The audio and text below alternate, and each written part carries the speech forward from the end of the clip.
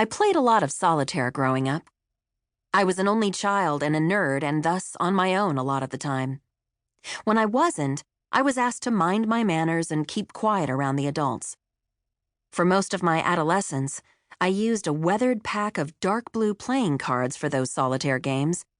On the back, embossed in gold, was the logo of the International Brotherhood of Teamsters, a pair of horses' heads above a wagon wheel. Shuffling the deck, I felt alone. I was on the outside, wishing to be on the inside, where everyone else seemed to be.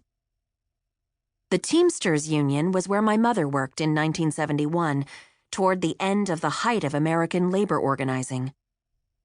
She had immigrated to America from Rangoon, Burma, in 1965, escaping a military dictatorship. Burma is now officially known as Myanmar.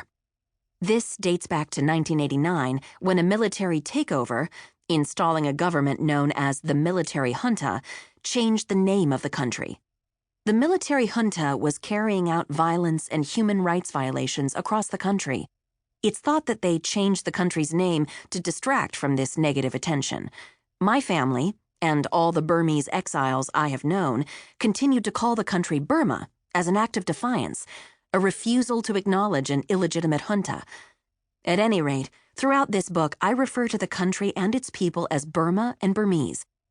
Though the name Burma unfortunately also has negative connotations, it stems from the era of British colonialism, it remains the way in which my family has identified itself and separated itself from a regime that has persecuted and killed its own citizens, and continues to.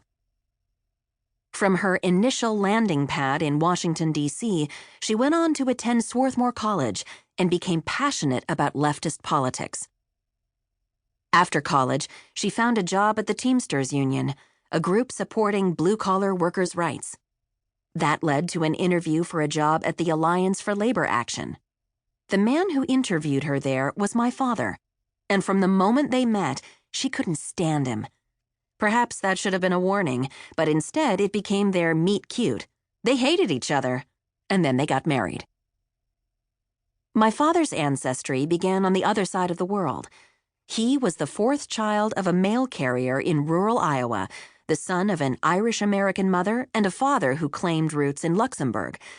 My dad showed an early interest in politics and, like my mother, came to Washington to work on liberal causes.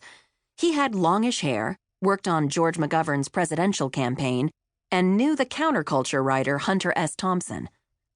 My mother's and father's faraway histories intersected on a bridge of early 1970s bohemianism. Only a few generations back, their families had been separated by oceans and mountain ranges and steppes. But in Washington, their shared values were enough to draw them close.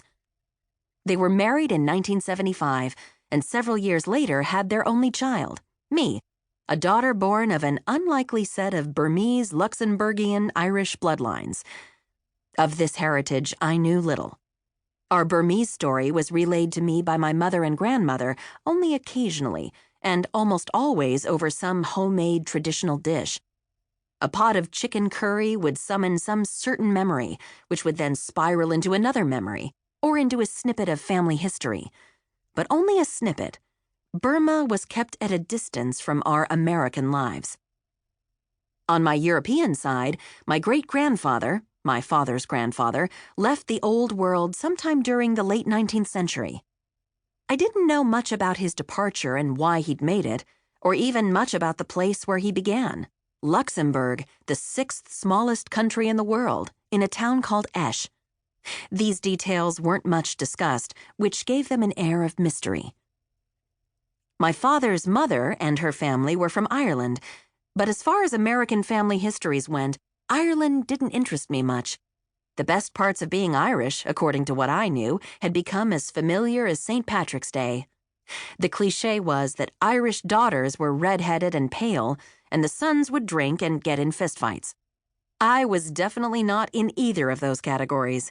So Luxembourg was the ancestral origin I most frequently cited, but that was a little like being from the dark side of the moon, or an island in the center of an ocean. It was like being from somewhere almost no one had heard of. As a child, I didn't think much about these family histories. It didn't cross my mind that I was, in some way, the outcome of all of them combined. And no one told me much about our origins anyway. I was mostly taught that my ancestors, whoever they were, the people in my family tree, by the random genetic alignments in the universe, should in no way affect my destiny. Anyway, wasn't that the whole point of America? Dynasties were for the old world. Tradition was something held aloft by queens and kings, and bloodlines were for horses and pharaohs. Here, in the United States, we could be whoever we wanted to be instead. This country, as we had been taught, was about moving forward, not backward. This sentiment has always been ingrained in our culture, from the colonists seizing native land to the politicians of every political stripe. Go west, young man!